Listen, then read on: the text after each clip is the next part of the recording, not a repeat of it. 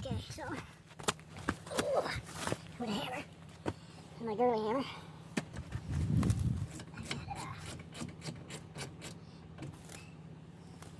So I don't know if you'll see this. Focus. This one here, as you can see, is tight. It's a wonderful design. This here is tight against this, and you can't get a socket on it, and you don't want to damage the hole, even though it's flex. Right? You can get a socket on the bottom, but not here. So put some penetrating oil on them, break them loose, and we'll be right back. So what you gotta do, guys, with this top one, you can't take it off because the hole's in the way. You gotta take the bolt out as far as you can, and then pry off the caliper.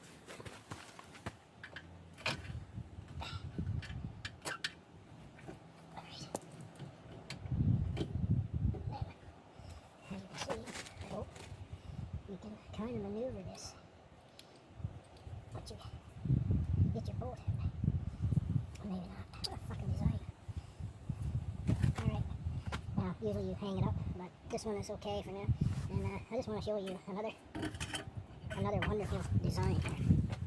You gotta see this guy. You see that clip right here? Normally you would take this clip out, right? And then you can move your, holes out of the way, gives you a little more room. Oh no. You take this clip out, this block is solid. It's solid. You can't move it. It's the dumbest thing I've ever seen. Why have a clip here if it's in a hole? If you can't take it out anyway, what's the clip holding it in for? It's just in a hole in a piece of steel. You know what I mean? You can't, usually there's a cut where this angle is there, there'd be a cut in the middle, and you slide it up, and this pin would keep it in there. But you could take it out. You can't do that for this. Another Nissan Wonder.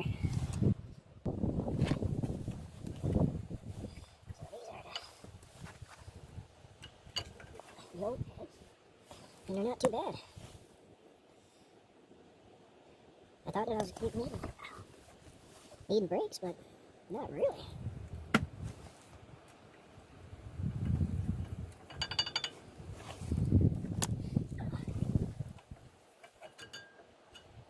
Okay, there's that one. That's the inside. Usually one of them have a piece of metal that scrape as an indicator for changing your brakes. It's on the other side, and the one that is a little piece of metal that sticks out, that's the one that goes on the inside.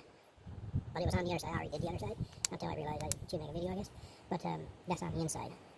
These backing plates, this comes off. I'm going to put new ones on. I'll keep those though because it's more than half the life left. I don't know why I thought I needed brakes. Maybe I put new ones on.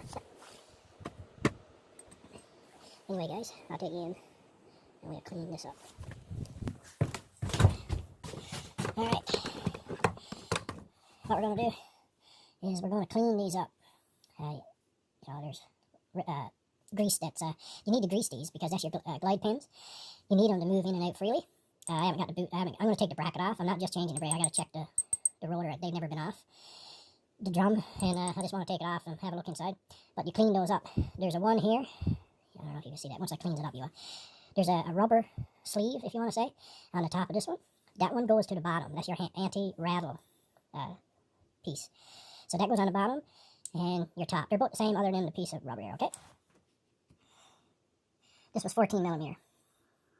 It wouldn't be a bad idea to have a couple of these on hand. On the other side, the top one was stripped right to shit.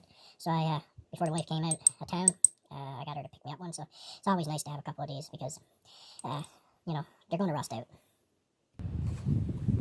So what we're going to do is we're going to take the bracket off for the caliper. There's a bolt here, and a bolt underneath it here. See it? Right where my finger is. So these two bolts. Put penetrating oil on them, and we'll be right back. Guys, those 17 millimeter bolts that I showed you, keeping that bracket on, oh, they are on there, man. Oh, crap. I got a bigger hammer. We'll try that.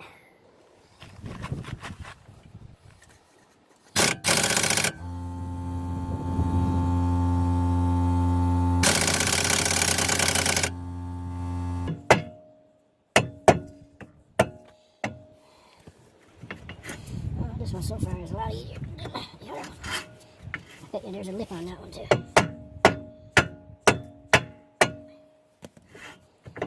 Right around here. some screw hole grease. You can check your parking brake. You want a bit of drag on them, but you don't want a lot of drag. Like that, that's good.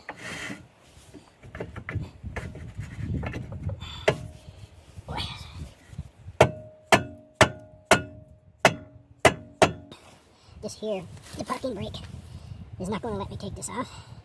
So what we're going to do, if I can get this, the rubber bung out of here. Come on, oh, yeah. Well, that's my friggin' luck. Anyway, maybe you can see it there. You see that hole? Put it down 6 o'clock, and there's a little wheel in there with little stars on it. You know, starts, I guess you could say. Loosen your thing off. You're going to have to go down for loose. So, once I get to my own way here.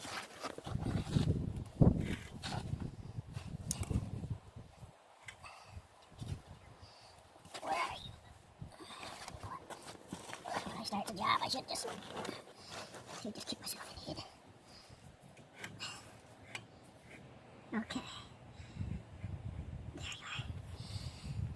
I don't know if you can. I'll show you after. But you just get your screwdriver.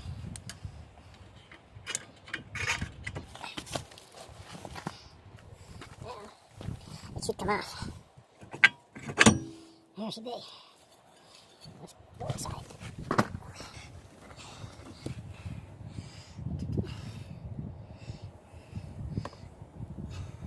See it? Where are you? Anyway, there's a, you can see a star there. It's a bad. It does have a ridge on it, but not too bad. The ridge on the inside, the bottom. So yeah, okay. It's not too bad. So what I usually do is I'll go around and chip that off. As you see in here, I'll clean this up in here as well with sandpaper. And right here, where it cools off the brake, you know. I'll put a small screwdriver in there, get all the rust out of here, because this goes right through to the other side. Since I got it off, you know, I don't see anywhere on here that it says the thickness. Usually, you'll see somewhere where it will say like the minimum thickness. I don't see it on here, but I can tell the rotor is pretty good. You know, the next time around, maybe definitely have to change it, but for now, it looks pretty good. Got a bit of meat on there. That's what I'm going to do. So you clean up the inside, clean all this out. It'll be a little while. You don't have to do this when you're changing your brakes. I'm just doing this because I haven't had these off. I wanted to look at the parking brake and so on, you know, and clean it up and stuff. But if you're going to just change your pads, you can skip this video and just go to where I'm putting the pads back on. All right? As you see, by the floor and everything, there's a lot of this rust. So these are the bolts for the bracket, caliper bracket. I always, you know, I had well, it looks like there's anti-seize there, so, but I always clean these up, and I cleans up the glide pins, and so that's pretty simple. So you do that, and you get rid of right here. You got these clips, right? Right. Yeah, you guys can see that. So you got these clips. These aren't too bad, but I got new ones to put on. Right here, you know, you can see that it's rusted where the hardware's set. So you clean all that up, you know, wire brush it, get it all nice, as clean as you can, right, for the new hardware. Check the boots. If you got an hole, like on the other side, I had a hole in one of my boots. You can get them, new ones, but I you know, my wife is home. I'm not going to drive an hour and 10 minutes to town and maybe they don't even have them where I live. But, you can get this stuff, and it's pretty much, it turns like to rubber contact cement, and I had a small hole in my boot there, and I just put that on there, and in no time it turns to rubber. So, you know, it can get out of a pinch. So I'm going to clean this up, and then we'll get back to it. So, you inspect the boot. This one's good. This one's good. You can take them off as well. It's not too bad, but I fills it up with brake clean and scrubs it out, so it's very clean. And the other one is a little worse, but I don't know if it's coming up on camera. But anywho, that's what I do. I clean these up, plus brake clean them, and we'll get back to it.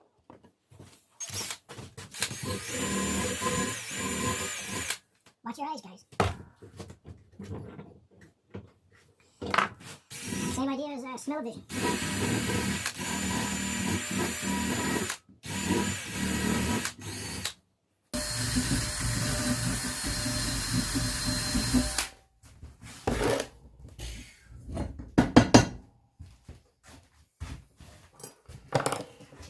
You know, clean hands is always a must.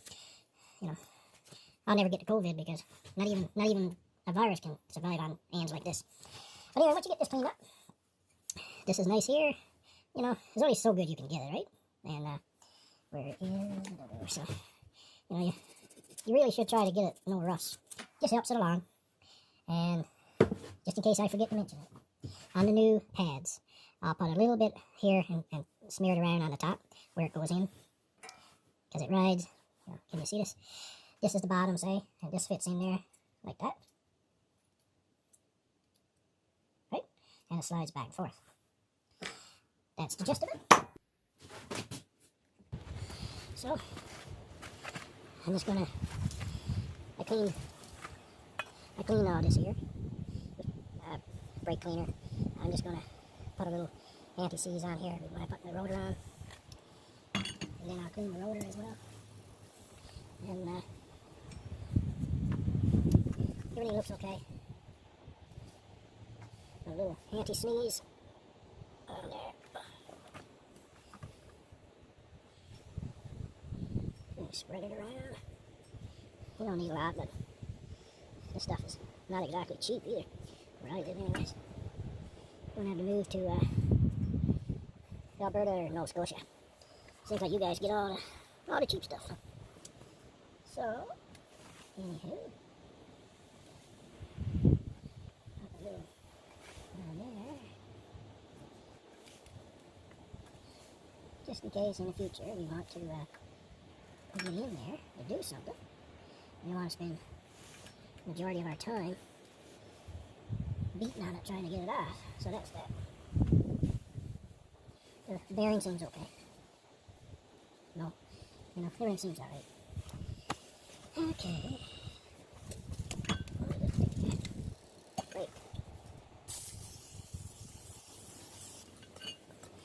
You can put it on backwards if you want and clean it.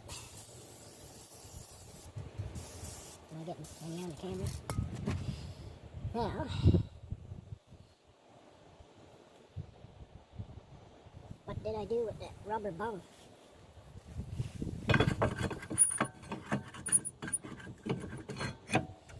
That. So, after I spend 5 days looking for that rubber thing, I'll be back. Alright, so that's the proper amount of drag that you want on this, right? So I think that's, I might just give it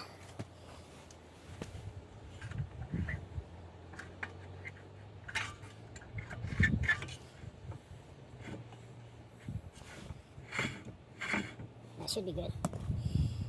Put the bung in the bung hole. Make sure you got your bung in the bung hole. Alright. Now, what you're going to do is you're going to put this back on. It's pretty much in reverse order. The torques for the bracket is 80 foot-pounds. That's the best that I could find. For the glide pins, it's 30 foot-pounds. But I go 40 for the glide pins, and I go 80 for the bracket. Alright? And we'll be back in a minute.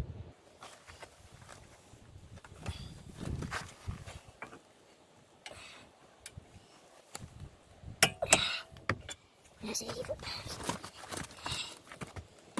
Okay, now we have to put on the caliper, but first of all, we have to push it in.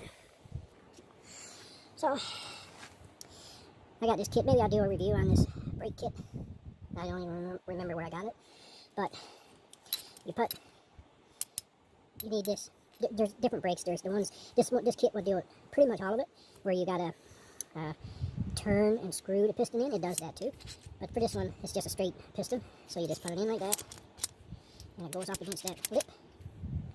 You put this there, it's got a magnet on it for dirt, right? Now, hopefully you can see this. I'll tip it up a bit. Careful with your line. I'm trying to not kink it. Right? Nothing's going on. Okay. Stay. So you put this in there like that. You screw this. Okay, now that piston. First of all, I guess I should have backed this off and checked. There's no leaks for that piston, so it should be good. No, you just squeeze it in. Now, I know that I didn't have any brake fluid. You know, sometimes people have brake fluid because their pads are low, but they don't think about that. They just think, oh, brake fluid is low, and they had it.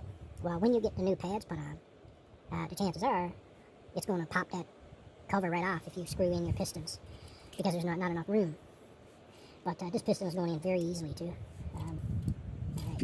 But just be mindful of that. If you're doing your own vehicle, then you know all that, because you'll know that if you added fluid or not. So the piston is all the way in. It's a little dirty, but the rubber is okay. Inside is alright. I usually put a little grease around the lip. Put some grease around the hole. Like that.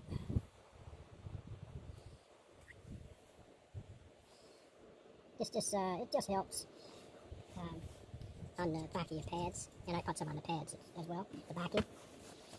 So now I have these Pro Max.